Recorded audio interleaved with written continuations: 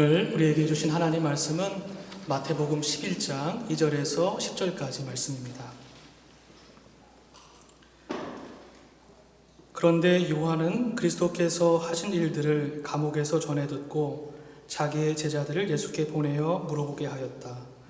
오실 그분이 당신이십니까? 그렇지 않으면 우리가 다른 분을 기다려야 합니까? 예수께서 그들에게 대답하셨다. 가서 너희가 듣고 본 것을 요한에게 알려라. 눈먼 사람이 보고 다리 저는 사람이 걸으며 나병 환자가 깨끗하게 되며 듣지 못하는 사람이 들으며 죽은 사람이 살아나며 가난한 사람이 복음을 듣는다. 나에게 걸려 넘어지지 않는 사람은 복이 있다. 이들이 떠나갈 때에 예수께서 무리에게 요한을 두고 말씀하셨다. 너희는 무엇을 보러 광야에 나갔더냐? 바람에 흔들리는 갈대냐? 아니면 무엇을 보러 나갔더냐? 화려한 옷을 입은 사람이냐? 화려한 옷을 입은 사람은 왕궁에 있다. 아니면 무엇을 보러 나갔더냐? 예언자를 보려고 나갔더냐? 그렇다. 내가 너희에게 말한다. 그렇다. 그는 예언자보다 더 훌륭한 사람이다. 이 사람을 두고 성경에 기록하기를 보아라. 내가 내 심부름꾼을 너보다 앞서 보낸다. 그가 내 앞에서 내 길을 닦을 것이다 하였다. 아멘. 하나님의 말씀입니다. 그리스도이신 예수님의 은혜와 평강이 모든 성도님들의 마음과 삶의 자리에 가득하시기를 주님의 이름으로 간절히 축복합니다. 저는 지난 며칠 동안 혼자 여행을 하고 돌아왔습니다. 여행을 하면서 홀로 있음이 주는 자유와 평안도 느끼고 함께 있음에 대한 고마움과 감사도 느낄 수 있었습니다. 여행을 하면서 제게 문득 드는 생각이 하나 있었습니다. 그것은 여행자들이 공통점으로 가지고 있는 하나의 사실이 있다는 것입니다. 시간과 물질을 들여서 기대와 설렘으로 여행하는 모든 이들은 익숙함 속에서 낯섦을 발견하려고 하고 그토록 의미 없는 것처럼 보이는 것 속에서도 의미를 발견하려고 한다는 것이죠. 즉 여행자들의 눈은 일상적인 그 무엇도 지나침이 없습니다. 오감을 열어서 바라보고 느끼고 경험하려고 한다는 것이죠. 저도 하루는 우연히 바닷가를 거닐게 됐습니다. 그리고 모래사장 위로 파도에 밀려온 수많은 조약돌들을 보게 됐습니다. 그런데 유독 제 마음에 꼭 드는 조약돌들이 보이는 거예요. 그 수많은 돌들 속에서요. 그래서 제 눈과 시선이 향하고 손길이 닿았습니다. 바로 이 사진인데요. 이 돌은 이래서 예쁘고 또 저 돌은 저래서 예쁘고 그 가운데 하트 모양으로 생긴 돌도 발견해서 가지고 왔습니다. 집으로. 이렇게 하나님의 말씀을 마주하는 우리들의 마음도 신앙의 세계를 여행하는 순례자의 마음이어야 하지 않을까, 이런 생각을 해보게 됩니다. 즉 많은 성경의 글들 속에서 우리를 향한 하나님의 참말, 우리에게 말 걸어오시는 주님의 음성을 발견하고 우리에게 익숙한 본문을 낯설게 대하고 무의미 속에서 의미를 발견하려고 노력하는 것입니다. 이를 위해서 우리의 영혼을 하나님의 말씀 앞에 열어드려야 할 줄로 믿습니다. 우리의 영적인 민감성과 개방성이 하나님의 은혜를 길어오리는 그런 마중물이 될 줄로 믿습니다. 오늘 우리가 함께 읽은 본문의 말씀 역시 우리에게 굉장히 익숙한 말씀입니다. 그러나 마태복음의 전체 구조 속에서 보면 오늘 본문은 굉장히 중요한 의미를 가지고 있습니다. 바라기는 저와 여러분이 예수 그리스도의 오심을 기다리는 이 대림절, 이 말씀을 우리의 마음과 삶에 깊이 품어서 간직할 수 있기를 원합니다. 마태복음은 1장과 2장에서 예수님의 탄생의 이야기로 시작이 됩니다. 그리고 3장에서는 세례자 요한이 등장합니다. 4장은 예수님께서 광야에서 시험을 받으시는 이야기로 채워져 있습니다. 그리고 5장에서부터 7장까지는 예수 그리스도의 가장 핵심적인 메시지인 산상설교가 담겨 있습니다. 그리고 8장에서 9장까지는 예수님께서 오늘 본문 5절에 말씀하신 것처럼, 이사야 예언자의 글을 통해서 말씀하신 것처럼 하나님의 능력 안에서 예수 그리스도께서 행하신 놀라운 기적, 그 구원의 사건이 담겨져 있습니다. 마지막으로 10장에서는 예수님께서 제자들을 부르시고 택하셔서 하나님 나라의 온전한 일들을 맡겨주십니다. 그러면서 예수님의 제자들이 감당해야 할 핍박과 두려움, 그리고 그 보상에 대해서도 예수님께서 말씀해 주시죠. 그런데 오늘 본문인 11장은 세례 요한과 그의 제자들을 통해서 새로운 질문이 제시되고 있습니다. 여러분, 그 질문이 어떤 질문이지요? 오늘 본문 3절 말씀입니다. 우리 한 목소리로 함께 읽어보겠습니다. 시작. 오실 그분이 당신이십니까? 그렇지 않으면 우리가 다른 분을 기다려야 합니까? 아멘. 마태는 예수 그리스도의 복음이 전파되어 가는 전체 과정을 보여주면서 예수님의 제자로 살아가기를 원하는 사람들에게, 즉 성경의 모든 독자들에게 세례자 요한의 입술을 통해서 하나의 분명한 중요한 질문을 제기하고 있는 것입니다. 아니, 더 정확히 말하면 우리 안에 잠재되어 있었던 그 질문을 드러내주고 있는 거예요. 저와 여러분들 마음속에 있었던 그 질문을 꺼내어주고 있습니다. 예수님, 당신은 누구십니까? 당신은 나와 그리고 우리에게 메시아이십니까? 우리는 어떻게 당신을 기다려야만 합니까? 이 물음은 성경의 시대나 오늘의 시대나 변함없이 우리가 품고 또 물어야 할 질문입니다. 한 사람 한 사람의 신앙인이 품어야 할 질문이고, 우리의 교회가 품어야 할 질문이고, 우리가 살아가는 이 시대가 품어야 할 질문입니다. 동시에 이 물음은 우리 스스로가 답해야 하는 물음이기도 합니다. 나는 어떤 메시아를 기다리고 있을까? 예수가 나에게 왜 그리스도이실까?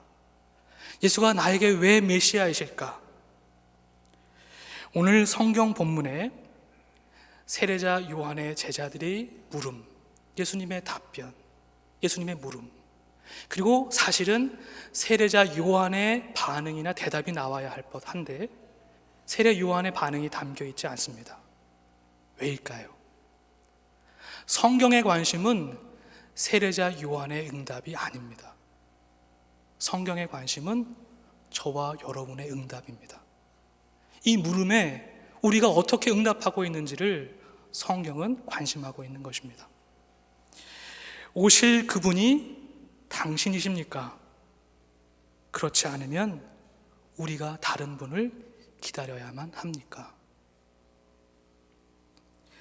사실 이 질문은 의심의 말이요 저항의 말입니다.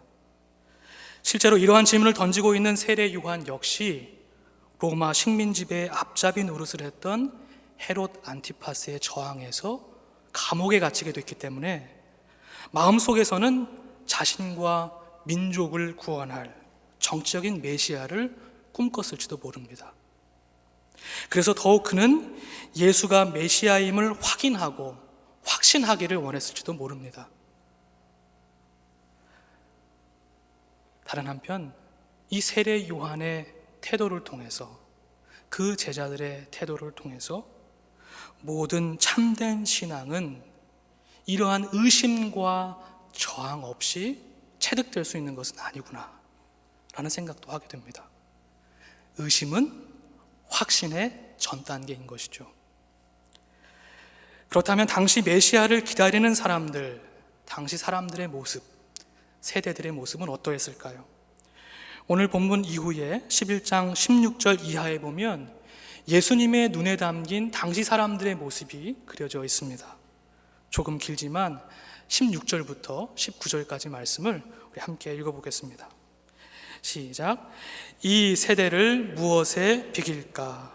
마치 아이들이 장터에 앉아서 다른 아이들에게 이렇게 말하는 것과 같다. 우리가 너희에게 피리를 불어도 너희는 춤을 추지 않았고 우리가 곡을 해도 너희는 울지 않았다. 요한이 와서 먹지도 않고 마시지도 않았다. 그러니까 사람들이 말하기를 그는 귀신이 들렸다 하고 인자는 와서 먹기도 하고 마시기도 하니 그들이 말하기를 보아라, 저 사람은 마구 먹어대는 자요 포도주를 마시는 자요 세리와 죄인의 친구다 한다. 그러나 지혜는 그 한 일로 옳다는 것이 입증되었다. 아멘. 한마디로 저마다 자신들이 원하는 메시아, 곧 구원자에 대한 열망과 기대로 가득 차 있지만 안타깝게도 서로가 서로에게 공감하지 못하고 소통하지 못하고 있습니다. 그리고 그 메시아에 대한 소망과 믿음이 하나님께 닿지 않고 있습니다. 즉 저마다 구원의 길을 걸으며 구원자를 기다리고 있지만 조화와 일치보다 실망과 불만족으로 채워져 가고 있는 것이죠.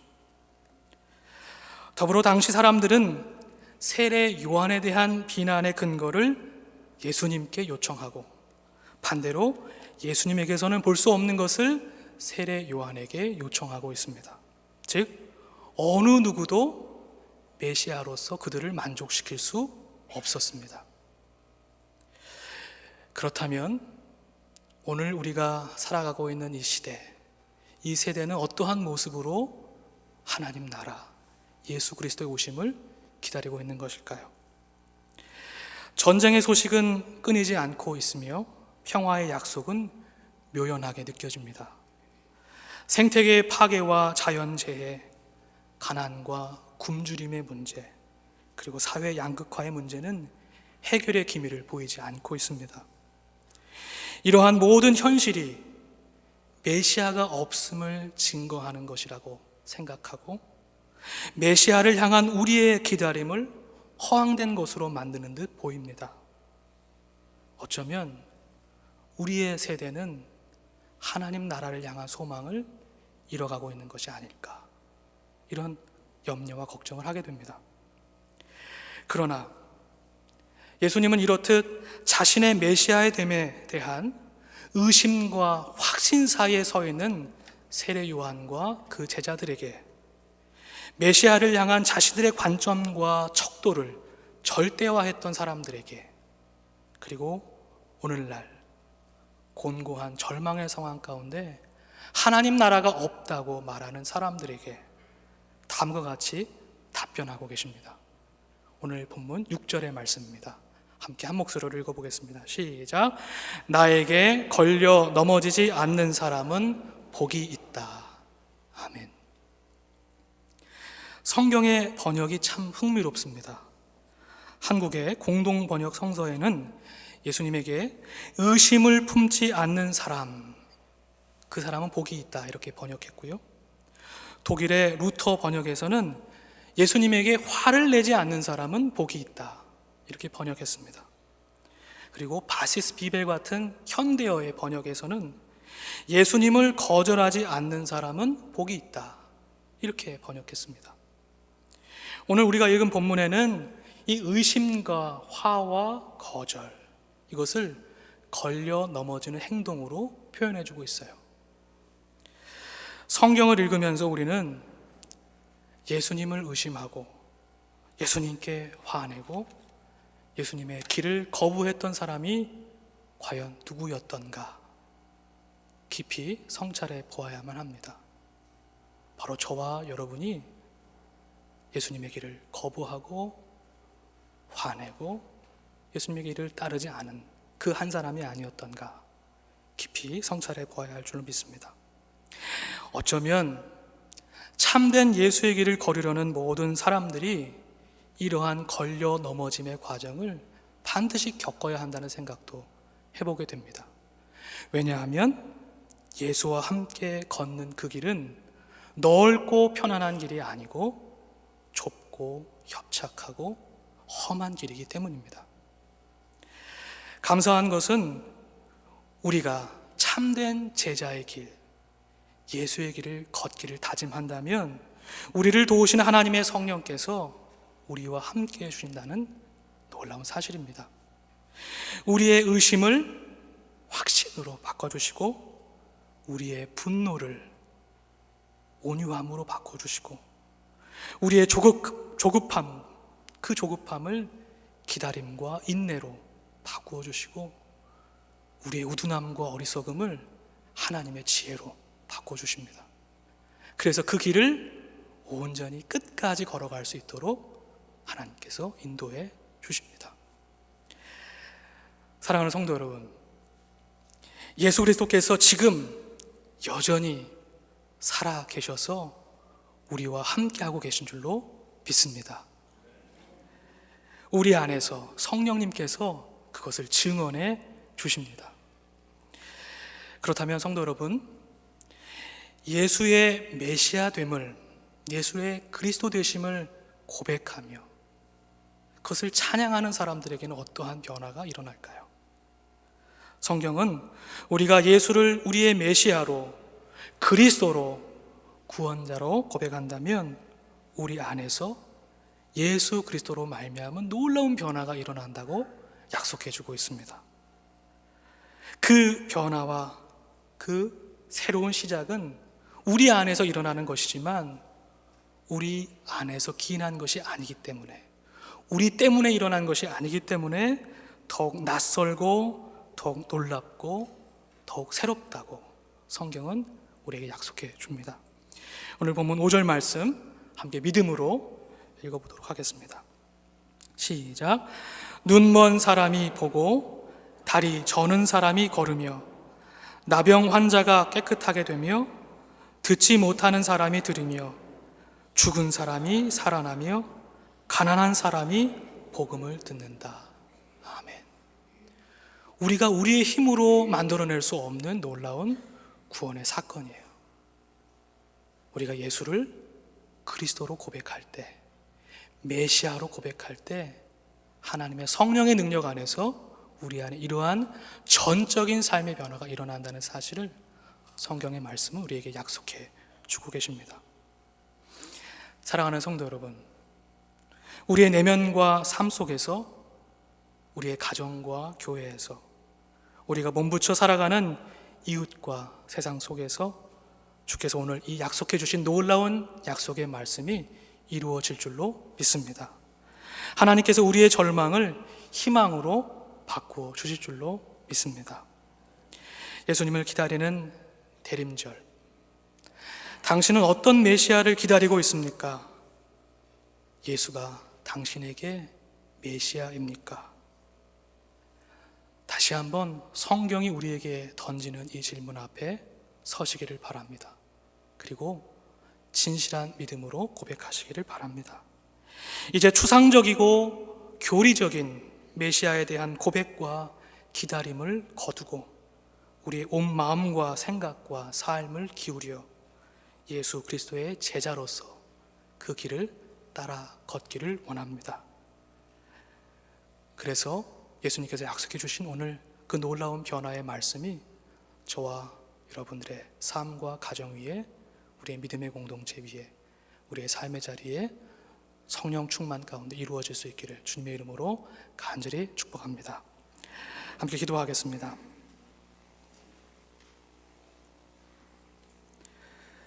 말씀이신 거룩하신 하나님, 우리에게 오실 주님을 기다리며 이미 그러나 아직 완성되지 않은 하나님의 나라를 믿음으로 바라보게 해주시니 감사합니다. 우리의 마음과 입술로, 우리의 삶으로 메시아로 오신 예수 그리스도를 고백하며 맞아드립니다. 예수 그리스도로 말미암은 놀라운 구원의 역사를 우리 안에 허락해 주옵소서. 우리로 하여금 성령 안에서 주의 길을 따라 걷게 해 주옵소서. 예수 그리스도 이름으로 기도드립니다. 아멘.